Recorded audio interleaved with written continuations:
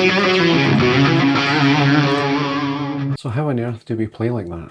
Hello! Today I want to tackle the common pain points that I see with guitarists learning legato. And I want to preface this before we get into it. The goal here is not speed. The goal is familiarity, comfort, and ease. Why? Because for there to be speed, it must first be easy. It must be comfortable. It must be familiar. And for there to be no tension, again, it must be relaxed. Feeling tension from the get-go will not allow speed to scale. So we have to get to grips with making legato as easy and as comfortable as possible. And one of the most effective ways to do this is by closing your eyes. Yes, being able to do something eyes closed. We've heard that phrase a million times, and for good reason. Because if you can do it eyes closed while inquiring within, where am I tense? How can I do less here? Then you will see massive improvements to your legato. And if you want the tabs for every exercise in this video, they're free on my Patreon. Link is in the description. Now let's get into it.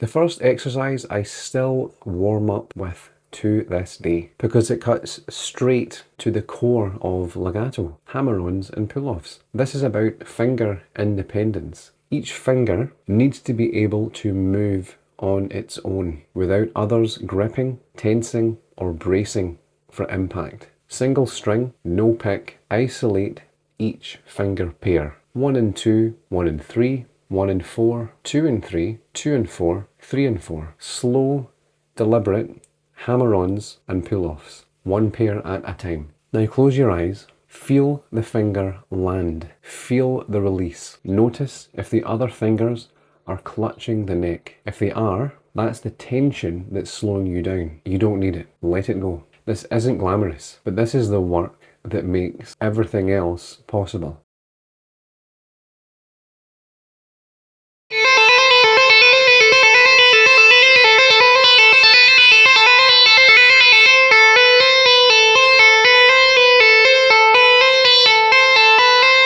Exercise 2, A minor, 1 string. Minor third, pull off to the root, hammer on the second and third, then pull off, descending back to the root. That's your loop. It's familiar and it sits perfectly in rock and everything adjacent to it. Now here's the detail that matters. We're doing this two ways. Ring finger on the minor third, then pinky on the minor third. Why? Because nailing that alternation between ring and pinky is vital for finger independence mastery. Your pinky is probably weaker. Legato exposes that immediately. But more importantly, when we get to exercise 3, you're going to need that pinky strength to execute hammer-ons from nowhere across strings. So we're not just training a pattern here, we're building the foundation for string changing. Eyes closed, same question every time. Where am I holding tension? I don't need.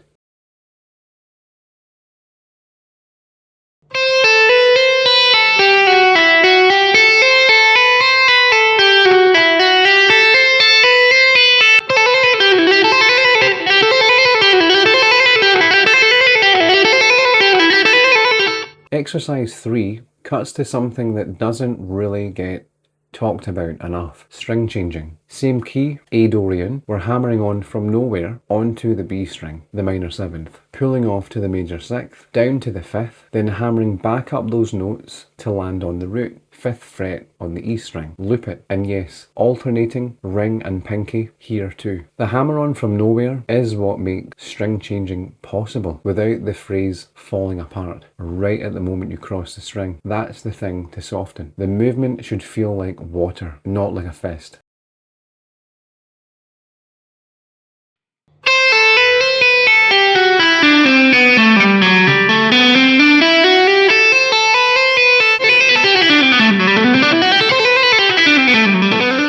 Exercise 4, same key, A Dorian, but now we're filling in the blanks of the scale with a position shift, descending and ascending through the scale using the 3-note pattern from exercise 2 and the hammer-ons from nowhere from exercise 3. The position shift is the new challenge, and it's where most players tighten up without realising it. The hand senses movement and braces. Eyes closed here is crucial because you'll feel that spike of tension at the exact moment you shift. Notice it. Don't fight it. Just let it soften. Slow is vital here. If it's clean and easy at a slow tempo, speed will arrive on its own.